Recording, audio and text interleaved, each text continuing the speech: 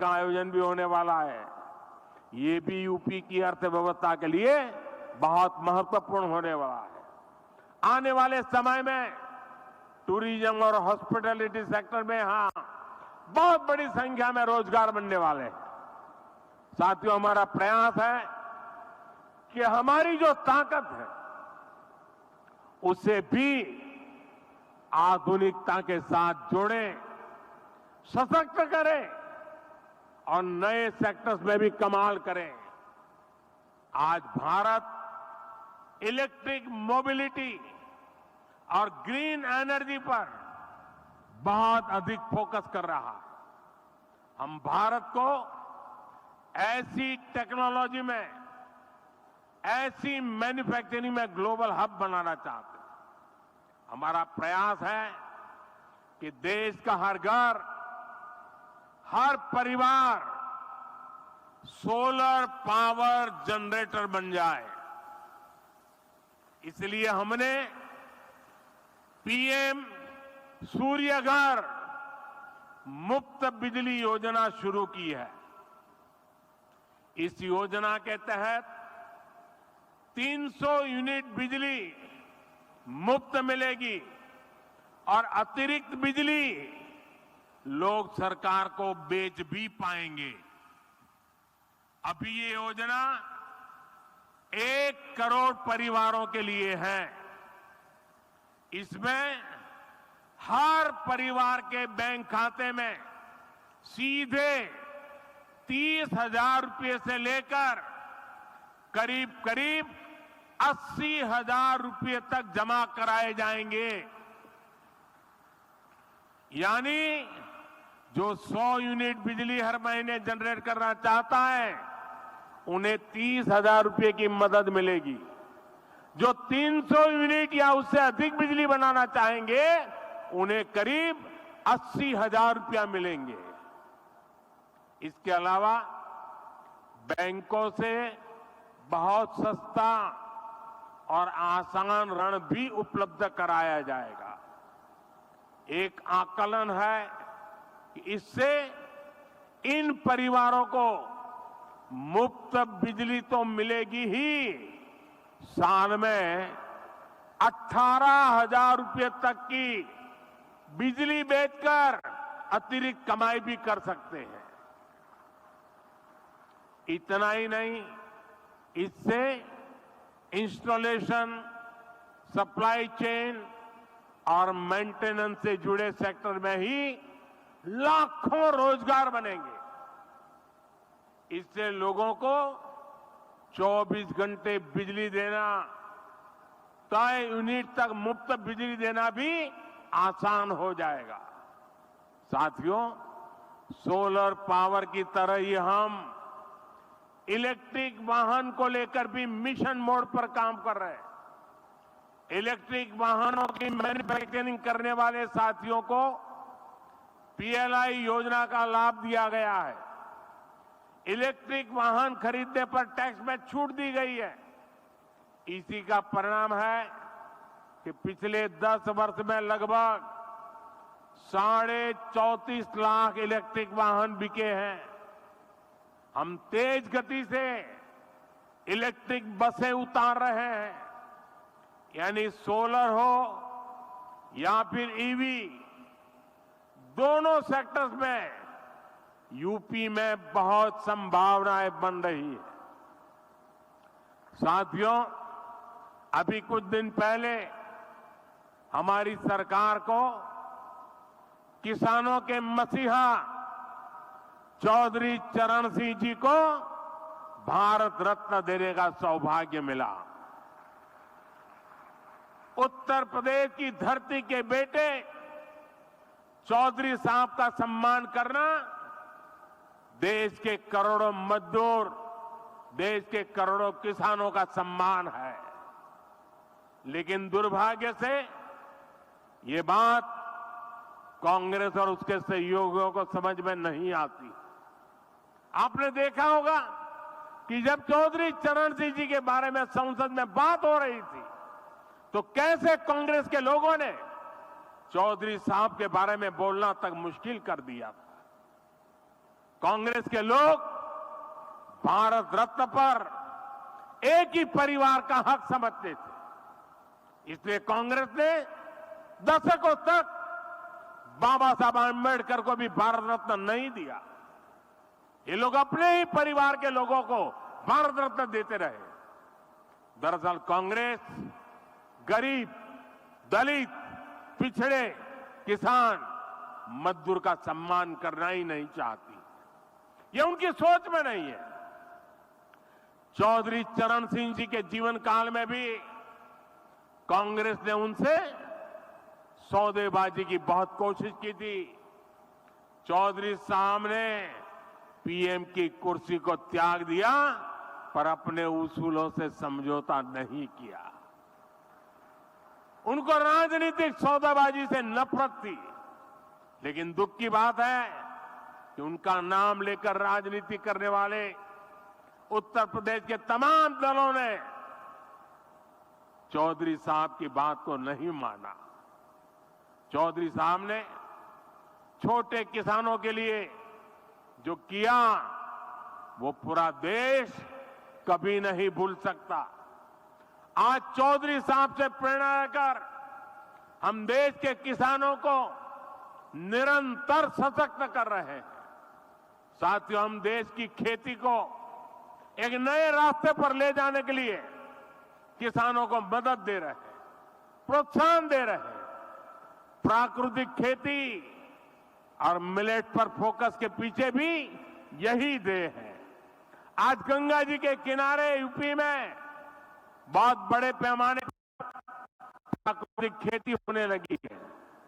ये किसानों को कम लागत में अधिक लाभ देने वाली खेती है और इससे गंगा जी जैसी हमारी पावन नदियों का जल भी दूषित होने से बच रहा है। आज मैं फूड प्रोसेसिंग से जुड़े उद्यमियों से भी विशेष आग्रह करूंगा। आपको जीरो इफेक्ट, जीरो डिफेक्ट के मंत्र पर ही काम करना चाहिए। आपको एक ही ध्येय के साथ काम करना चाहिए कि दुनिया भर के देशों के डाइनिंग टेबल पर कोई न कोई made in India food packet जरूर होना चाहिए। आज आपके प्रयासों से ही सिद्धार्थनगर का काला नमक चावल, चंदौली का ब्लैक राइस हो, बड़ी मात्रा में एक्सपोर्ट होने लगा है। विशेष रूप से मिलेट्स यानी श्री अन्न को लेकर एक नया ट्रेंड हम देख रहे हैं। इस सुपर फूड को लेकर इन्वेस्टमेंट का भी ये सही समय है। इसके लिए आपको किसानों को उनकी पैदावार में मूल्य वृद्धि कैसे हो, पैकेजिंग कैसे हो, दुनिया के बाजार में मेरे किसान जो पैदा करता है वो कैसे पहुंचे, इसके लिए आगे आना चाहिए। आज सरकार भी छोटे छोटे किसानों को बाजार की बड़ी ताकत बनाने में जुटी है। हम किसान उत्पाद संघ, एफपीओ और सहकारी समितियों का सशक्त कर रहे हैं। इन संगठनों के साथ आपको वैल्यू एडिशन कैसे हो, आप उनको टेक्नोलॉजी का नॉलेज कैसे दे सकते हैं, आप उनका माल खरीदने की गारंटी कैसे दे सकते हैं। जितना किसान का फायदा होगा, जितना मिट्टी का फायदा होगा, उतना ही फायदा आपके बिजनेस को भी होगा। यूपी ने तो भारत की रूरल इकोनॉमी, खेती आधारित अर्थव्यवस्था को आगे बढ़ाने में हमेशा बड़ी भूमिका निभाई है। इसलिए इस अवसर का आपको ज्यादा से ज्यादा लाभ उठाना चाहिए। मुझे अपने यूपी के परिवारजनों के सामर्थ्य और डबल इंजन सरकार के परिश्रम पर पूरा विश्वास है। आज जो आधारशिला रखी गई है वो यूपी और देश की प्रगति की आधारशिला बनेगी। और मैं योगी जी को, उत्तर प्रदेश सरकार को विशेष बधाई देता हूं।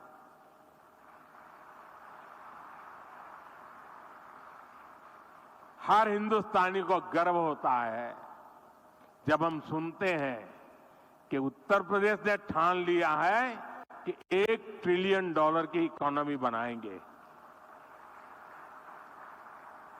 मैं देश के सभी राज्यों से आग्रह करूंगा, राजनीति अपनी जगह पे छोड़िए, जरा उत्तर प्रदेश से सीखिए और आप कितने ट्रिलियन डॉलर की इकोनॉमी अपने राज्य की बनाइए। जरा संकल्प करके आइए ना मैदान में। देश तभी आगे बढ़ेगा, उत्तर प्रदेश की तरह हर राज्य बड़े सपने भी अनंत अवसर की वेला है। ऊर्जा उत्पादन का यह नया इकोसिस्टम परिणाम है यशस्वी प्रधानमंत्री नरेंद्र मोदी जी के विजन, माननीय मुख्यमंत्री योगी आदित्यनाथ के नेतृत्व में लागू हुई सौर ऊर्जा नीति का। निजी आवास पर ग्रिड संयोजित सोलर रूफटॉप संयंत्र लगवाने पर आकर्षक अनुदान की व्यवस्था है। 3 किलोवाट का संयंत्र लगवाने पर 1,95,000 का खर्च आता है, लेकिन केंद्र सरकार से 43,764 रुपए एवं राज्य सरकार से 30,000 रुपए का अनुदान प्राप्त होने से कुल लागत मात्र 1,21,236 रुपए ही रह जाती है। सोलर रूफटॉप संयंत्र से बिजली के बिल में भारी कमी का लाभ दशकों तक मिलता है। सोलर रूफटॉप संयंत्र लगाने की व्यवस्था भी सरकार की तरफ से की जाती है। इसके लिए www.solarrooftop.gov.in पर पंजीकरण कराना अनिवार्य है। रोशन प्रदेश, उत्तर प्रदेश। महिलाओं के जीवन को सशक्त और सुगम बनाना माननीय प्रधानमंत्री श्री नरेंद्र मोदी का सपना है और उनके इस सपने को मुख्यमंत्री डॉक्टर मोहन यादव ने मध्य प्रदेश में संकल्प के रूप में पूरा करने की ओर कदम बढ़ा दिए हैं। 44 लाख से अधिक धात्री माताओं को 1600 करोड़ रुपए से अधिक की सहायता पहुंचाने वाला प्रदेश माताओं का सदैव ऋणी रहेगा। मोदी जी की गारंटी यानी गारंटी पूरी होने की गारंटी। ऊर्जा उत्पादन का यह नया इकोसिस्टम परिणाम है यशस्वी प्रधानमंत्री नरेंद्र मोदी जी के विजन एवं माननीय मुख्यमंत्री योगी आदित्यनाथ के नेतृत्व में लागू हुई सौर ऊर्जा नीति का। निजी आवास पर ग्रिड संयोजित सोलर रूफटॉप संयंत्र लगवाने पर आकर्षक अनुदान की व्यवस्था है। 3 किलोवाट का संयंत्र लगवाने पर 1,95,000 का खर्च आता है, लेकिन केंद्र सरकार से 43,764 रुपए एवं राज्य सरकार से 30,000 रुपए का अनुदान प्राप्त होने से कुल लागत मात्र 1,21,236 रुपए ही रह जाती है। सोलर रूफटॉप संयंत्र से बिजली के बिल में भारी कमी का लाभ दशकों तक मिलता है। सोलर रूफटॉप संयंत्र लगाने की व्यवस्था भी सरकार की तरफ से की जाती है। इसके लिए www.solarrooftop.gov.in पर पंजीकरण कराना अनिवार्य है। रोशन प्रदेश, उत्तर प्रदेश। हर गरीब का सम्मान से जीने का अधिकार पूरा कर रही है डबल इंजन की सरकार। समाज के ऐसे लोग जिनका अपना घर नहीं था, 37,78,000 ऐसे परिवारों को प्रधानमंत्री आवास योजना और मुख्यमंत्री आवास योजना ने ग्रामीण क्षेत्रों में उपलब्ध कराए हैं पक्के घर। वहीं शहरी क्षेत्र में 17,72,000 से अधिक परिवारों को प्रधानमंत्री आवास योजना से मिला है पक्का घर। 55,50,000 से अधिक परिवारों को मिला पक्का आवास। पीएम आवास योजना के तहत गरीब परिवारों की जिंदगी का सबसे बड़ा सपना पूरा कर पाई। माननीय मुख्यमंत्री योगी आदित्यनाथ के नेतृत्व में उत्तर प्रदेश शियाने बनाकर देश में है नंबर 1। मिला पक्का आवास, बढ़ी सुरक्षा, बढ़ा आत्मविश्वास।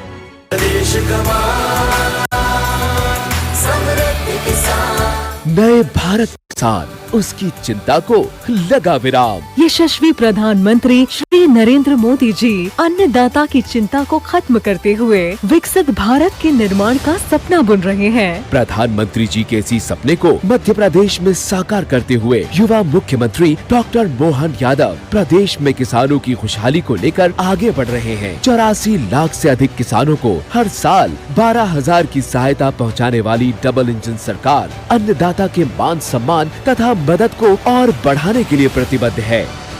मोदी जी की गारंटी यानी गारंटी पूरे होने की गारंटी। मर्यादा पुरुषोत्तम प्रभु श्री राम के बाल विग्रह की प्राण प्रतिष्ठा का साक्षी बना सप्तपुरियों में प्रथम श्री अयोध्या धाम।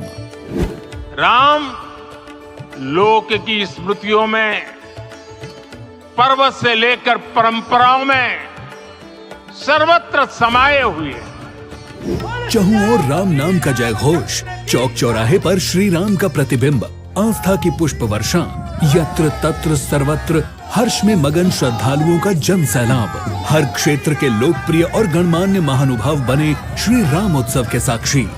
विश्व स्तरीय एयरपोर्ट, रेलवे स्टेशन, उच्च श्रेणी की ट्रेनों, बेहतर सड़कों एवं लो राइज ईवी बसों ने बनाया सुगम। अटूट आस्था के इस समारोह के कुशल प्रबंधन में श्री राम जन्मभूमि पथ, राम पथ, धर्म पथ, भक्ति पथ जैसे कॉरिडोर ने निभाई उपयोगी भूमिका। श्री रामोत्सव, राष्ट्र की चेतना को नया विस्तार। यूनिफॉर्म सिविल कोड यानी समान नागरिक संहिता विधेयक को राज्य विधानसभा में पारित कर पुष्कर सिंह धामी सरकार ने देवभूमि उत्तराखंड में इतिहास रच दिया। समान नागरिक संहिता उत्तराखंड 2024 विधेयक को पारित करने की मैं अनुज्ञा चाहता हूँ। विधेयक के पारित होते ही उत्तराखंड बन गया है स्वतंत्र भारत का पहला ऐसा राज्य जिसने संविधान निर्माताओं के समान नागरिक संहिता के लिए देखे गए स्वप्न को धरातल पर उतारने की दिशा में मजबूती से कदम बढ़ाए। 2 साल पहले मुख्यमंत्री धामी ने प्रदेश की जनता से समान नागरिकता संहिता कानून को प्रदेश में लागू करने का जो वादा किया था, उस वादे को पूरा करके प्रदेश सरकार ने अपनी वचनबद्धता को बखूबी साबित किया। इस कानून में विवाह, तलाक, गुजारा भत्ता, उत्तराधिकार, गोद लेने जैसे मुद्दों को शामिल किया गया है। यह कानून सबको एक तरह से समानता का कानून है, सबको एक रूपता का कानून है, सबकी एकता का कानून है, सबका समान अधिकार का कानून है।